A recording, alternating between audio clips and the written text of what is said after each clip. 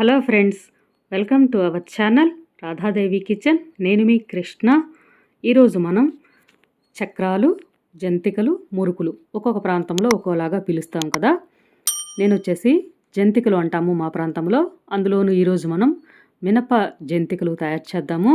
చాలా క్రిస్పీగా కరకరలాడుతూ అస్సలు నూనె పీల్చకుండా ఉంటాయి ఇవి. వీటి తయారీ విధానంలోకి వెళదాము.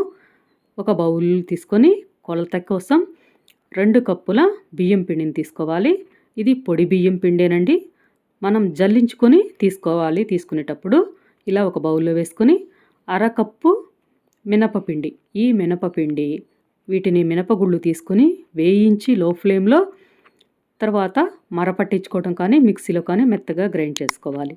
తర్వాత వీటిని రెండింటిని ఈ విధంగా గరిటెతోటి మిక్స్ చేసుకొని 3 table spoon salt, 1/2 table spoon కారం, టేబుల్ స్పూన్ జీలకర్ర, టేబుల్ స్పూన్ నువ్వులు వేసుకోవాలి. మేము వచ్చేసి ఈ మినప జంతికలలో కారం కాస్త తక్కువగా వేస్తారు, అందుకని కొంచెం కారం తక్కువ వేసాను. మీరు ఎక్కువ తినేవాళ్ళైతే ఇంకా కాస్త వేసుకోండి. తర్వాత 1 టేబుల్ స్పూన్ వెన్నను కూడా వేసుకొని పిండికి చక్కగా పట్టించాలి. రబ్ చేస్తూ మిక్స్ చేసుకోవాలి. పిండి అంతా ఇలా చక్కగా రబ్ చేస్తూ మిక్స్ చేసుకోవాలి. మీరు ఇంకా ఎక్కువ క్వాంటిటీలో చేసుకోవాలి అనుకుంటే కేజీ బియ్యం, 1/2 కేజీ మినపగుళ్ళను కొంచెం లైట్గా వేయించేసి 2 కలిపి మర కూడా పట్టించేసుకొని చేసేసుకోవచ్చు చక్కగా. తర్వాత ఇప్పుడు చూడండి, మనం చక్కగా మిక్స్ చేసేసాం కదా. తర్వాత కొంచెంగా నీళ్ళు వేసుకుంటూ పిండిని చక్కగా కలిపి ఉంచుకోవాలి. ఇవి వాటర్ కాస్త ఎక్కువే పడతాయి, చూసుకొని మిక్స్ చేసుకోవాలి. పిండిని కలిపేటప్పుడు కూడా చక్కగా బాగా మర్దన చేస్తూ మిక్స్ చేసుకోవాలి. చూడండి, ఈ విధంగా ఇంత సాఫ్ట్గా ఉండేలాగా ఈ పిండిని కలిపి ఉంచుకోవాలి. చూసారు కదా, ఇలా తయారు చేసుకొని తర్వాత మనం జంతికల గొట్టం తీసుకొని మీడియం సైజులో ఉన్న హోల్స్ ఉన్న ప్లేట్ని సెట్ చేసుకొని కొంచెం ఆయిల్ అప్లై చేయాలి ఈ జంతికల గొట్టానికి. తర్వాత మనం పిండిని తీసుకునేటప్పుడు కొంచెం పిండిని ఈ విధంగా తీసుకొని చేత్తోటి కొంచెం మిక్స్ చేస్తున్నట్టుగా కలుపుకొని జంతికల గొట్టంలో వేసేసుకొని సరిపడినంత పిండిని సెట్ చేసుకొని తర్వాత మిగిలిన పిండి మీద మూత పెట్టుకోవాలి, ఆరిపోకుండా. తడి క్లాత్తో కూడా కప్పుకోవచ్చు. తర్వాత ఈ జంతికల గొట్టం ప్లేట్ని ఇలా చక్కగా సెట్ చేసేసి పక్కన పెట్టుకోవాలి. ఇప్పుడు వీటిని వేయించుకుందాం. స్టవ్ వెలిగించుకొని ప్యాన్ పెట్టుకొని సరిపడినంత ఆయిల్ వేసుకొని, ఆయిల్ బాగా హీట్ అయ్యేటప్పుడు కొద్దిగా పిండిని వేసి చూసుకొని అది చక్కగా స్పీడ్గా పైకి వచ్చేస్తే ఆయిల్ హీట్ సరిపోయినట్లు.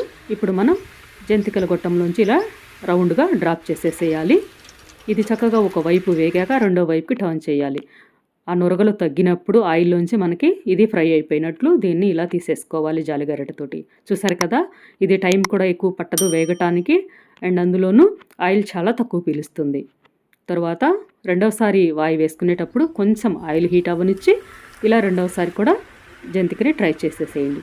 ఇలా చేసేటప్పుడు నాప్కిన్తో పట్టుకోండి, చేయి కాలకుండా ఆ నూనె సెగ చేతికి తగలకుండా ఉంటుంది. ఇలా రెండవది కూడా చూడండి, 2 వైపులకి టర్న్ చేసి చక్కగా గోల్డెన్ కలర్ వచ్చాక తీసుకోవటమే. ఇవి ఇంతే కలర్ ఉంటాయి.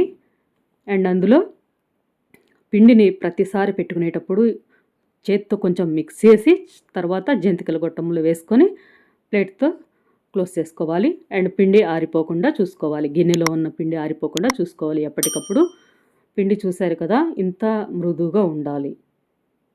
ఇలా ఉండేలాగా చూసుకోండి.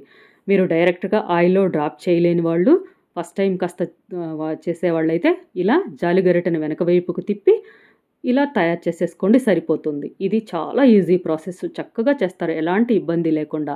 ఈ విధంగా వీటిని కూడా 2 వైపులకి టర్న్ చేసుకొని ఆయిల్లోంచి నొరగలు తగ్గగానే ఇవి వేగిపోతాయి, చక్కగా తీసేసుకోవటమే.